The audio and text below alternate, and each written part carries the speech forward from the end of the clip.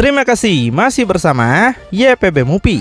Masih melanjutkan part sebelumnya, pertarungan antara Goten melawan Lada sudah hampir mencapai babak akhir, di mana keduanya sudah mendapatkan banyak luka yang cukup parah.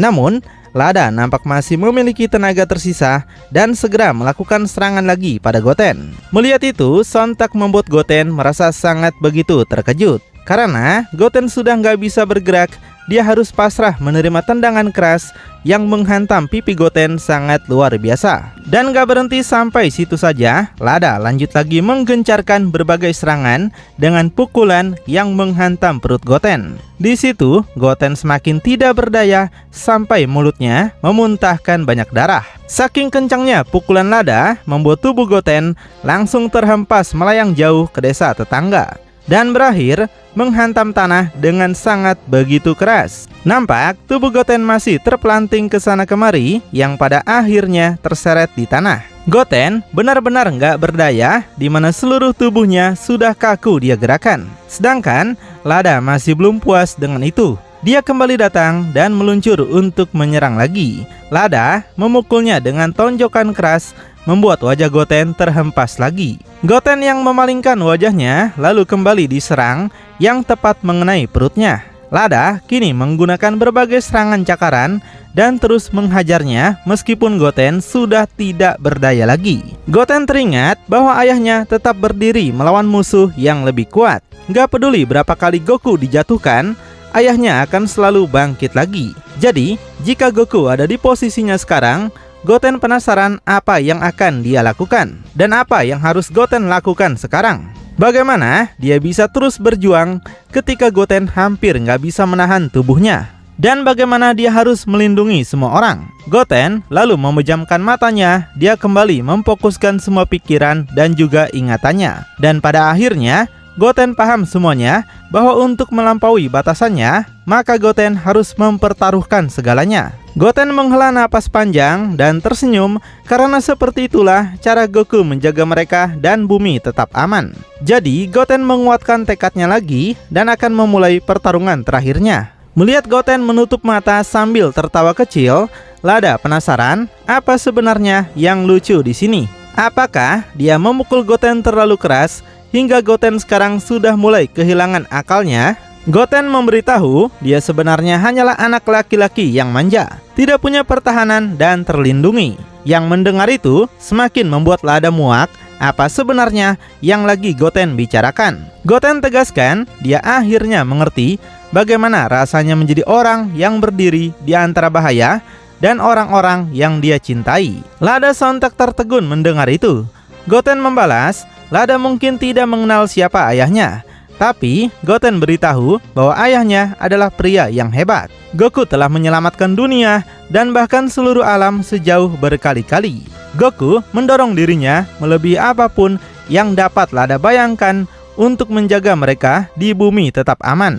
Jadi Goten berpikir sungguh naif sekali baginya jika bisa menang tanpa mempertaruhkan segalanya. Karenanya, Goten harus mempertaruhkan segalanya, bahkan jika itu sampai mengorbankan nyawanya sendiri. Itulah tugas seseorang yang menjadi pelindung keluarga, teman-teman, bumi, dan seluruh alam semesta. Setelah itu, dengan semua tekad baru yang Goten miliki, dia langsung meledakkan aura Ki-nya secara besar-besaran. Inilah kekuatan terakhir yang Goten miliki sebagai pelindung bumi. Goten menggunakan Super Saiyan-nya dan langsung melakukan serangan pada Lada. Sedangkan Lada masih berpikir tentang perkataan Goten sebelumnya. Mengorbankan hidup untuk melindungi orang lain, bagi Lada Goten adalah anak yang cukup menarik. Karena itu, Lada langsung tersenyum dan ingin melihat sampai di mana tekad Goten. Lada melakukan serangannya juga, di mana dia bersiap dengan tendangan, sementara Goten bersiap dengan pukulannya. Dan tanpa diduga, Goten menggunakan Kaioken level 5 yang melampaui Kaioken Goku ketika pertama kali Goku menggunakannya. Dengan Kaioken tersebut, mereka melakukan pertarungan yang super sengit dengan benturan pukulan dan tendangan. Tapi terlihat keduanya terkena hantaman masing-masing hingga terhempas bersamaan. Goten balik ke bentuk biasa, di mana tubuhnya berakhir menghantam bebatuan. Untuk Lada, tubuhnya juga terhempas melayang jauh dan berakhir di tanah dengan asap tebal. Saat ini, baik Goten maupun Lada, keduanya telah terkapar di tanah akibat pertarungan terakhir mereka yang begitu luar biasa. Tapi kemudian, alangkah terkejutnya, Lada ternyata masih bisa bangun lagi. Meski tidak bisa bergerak dengan bebas, Lada lah yang keluar sebagai pemenangnya. Lada akhirnya tahu kalau tadi ternyata adalah langkah terakhir yang Goten gunakan. Dan sekarang Goten akhirnya menyerah. Lada tegaskan dia sebenarnya bisa menghancurkan Goten, menghabisinya, bahkan dunia terkutuk ini dalam satu gerakan saja. Namun sebagai apresiasi darinya, Lada akan meninggalkan Goten di sini. Lada akui kalau kekuatan Goten dan kecepatan Goten begitu sangat mengagumkan. Lada nggak sangka kalau akan terjadi sesuatu yang luar biasa seperti ini. Di tempat lain, Tapion juga baru sadar setelah sebelumnya dia dikalahkan oleh Lada juga. Tapion penasaran di mana Lada sekarang dan berapa lama dia sudah pingsan. Tapion nggak tahu hal apa saja yang sudah dia lewatkan selama pingsan tersebut. Jadi Tapion kembali menggunakan Ocarina dan akan pergi ke tempat Lada. Setelah Tapion memainkan Ocarina, Tapion merasakan sesuatu yang buruk, di mana aura ki keduanya kini sudah sangat melemah. Jadi dia berharap dirinya belum terlambat untuk melakukan sesuatu.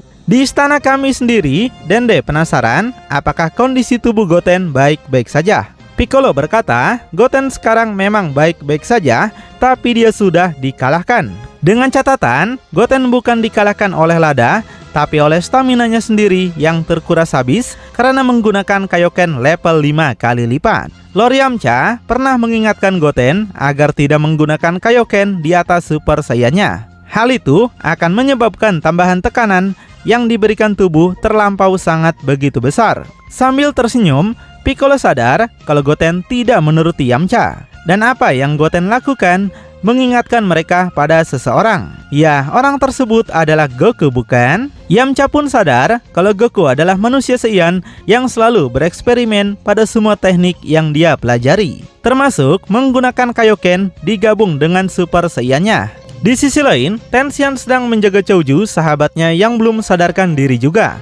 Yamcha datang menghampirinya dan menanyakan gimana kondisi mental Tenshinhan saat ini. Piccolo juga datang karena penasaran apakah Lada yang bertarung melawan Goten adalah orang yang sama yang melawan Tenshinhan sebelumnya. Dengan tegas, Tenshinhan bilang kalau bukan Lada yang melawannya. Sebaliknya, ada dua makhluk tidak dikenal yang mengejutkan mereka. Dan mereka gak punya waktu untuk melawan hingga akhirnya Tenshinhan dan para anak buahnya di dojo dihabisi dua makhluk tersebut. Piccolo kemudian menanyakan lagi apa kedua makhluk itu mengatakan sesuatu pada Tenshinhan. Tenshinhan mengingat kalau salah satu dari makhluk itu menyebutkan tentang kristal semacam relik, dan kristal tersebut akan membantu para makhluk itu melampiaskan amarah mereka pada alam semesta atau semacamnya. Sementara Goten tersadar dengan Tapion yang kini sudah berada di hadapannya. Goten penasaran bagaimana dia bisa sembuh dengan cepat dan apa yang lagi Tapion lakukan di tempat ini. Tapion memberitahu kalau dialah yang sudah menyembuhkan Goten karena melihat kondisi tubuh Goten semakin memburuk. Goten sungguh penasaran Lada mempunyai banyak peluang untuk membunuhnya. Tapi kenapa Lada tidak melakukannya di saat Goten pingsan? Karenanya, Tapion mengajak Goten pergi untuk memberitahukan semua yang terjadi pada yang lain di istana kami. Sementara, Lada sedang berjalan sendirian dengan masih penuh luka di tubuhnya. Perlahan, Lada mulai kehilangan keseimbangan dan akhirnya terjatuh tidak sadarkan diri. Dan nampak ada dua orang datang ke tempat itu yang entah siapa sebenarnya mereka. Apakah mereka adalah para makhluk yang sebelumnya Tenshinhan lawan? Kemudian, cerita pindah dulu ke tempat lain di sebuah desa kecil yang gersang dan penuh dengan kesederhanaan. Rupanya, Lada dibawa ke desa itu, di mana Lada terbangun dengan semua lukanya yang telah sembuh. Lada penasaran di mana dia sekarang. Kemudian, datanglah dua orang yang sepertinya mereka yang menolong Lada. Dan salah satu orang tersebut merupakan peserta yang pernah Goku lawan dalam Tenkaichi Budokai, yaitu Nam. Lada segera menanyakan siapa mereka dan sedang ada di mana mereka sekarang ini. Kemudian, Nam memperkenalkan siapa mereka dan memberitahu bahwa mereka sekarang berada di sebuah tempat, yaitu desa kecil. Dan rupanya, dua orang yang sebelumnya ada di tempat Lada pingsan merupakan dua orang ini. Mereka menemukan Lada terluka parah dan gak sadarkan diri. Jadi mereka berinisiatif untuk mencoba menyembuhkannya semampu yang mereka bisa. Setelah ditanya balik siapa Lada, Lada juga segera memperkenalkan namanya. Dan di sini Lada mulai akrab dengan orang itu dan mau berbincang-bincang dengannya. Desa ini mengingatkan Lada pada beberapa tempat yang dia kunjungi semasa masih kecil. Tapi Nam memberitahu kalau desa mereka tidak selalu terlihat seperti ini. Butuh waktu lama untuk bisa mencapai kedamaian dan ketenangan ini. Selama bertahun-tahun, mereka memiliki kelaparan dan kekeringan. Tapi, melalui ketekunan dan tekad, mereka akhirnya menang. Lada melihat kalau Nam dulunya adalah seorang petarung yang kuat. Tapi sepertinya Nam sekarang sudah menemukan jalan lain. Di situ, Nam sontak terkejut dan penasaran gimana Lada bisa tahu. Tapi dia tersenyum kembali dan akan bantu Lada menemukan jalan sepertinya jika Lada mau juga. Dan Lada yang sudah mulai luluh dengan sifat manusia sepertinya tertarik dengan tawaran Nam.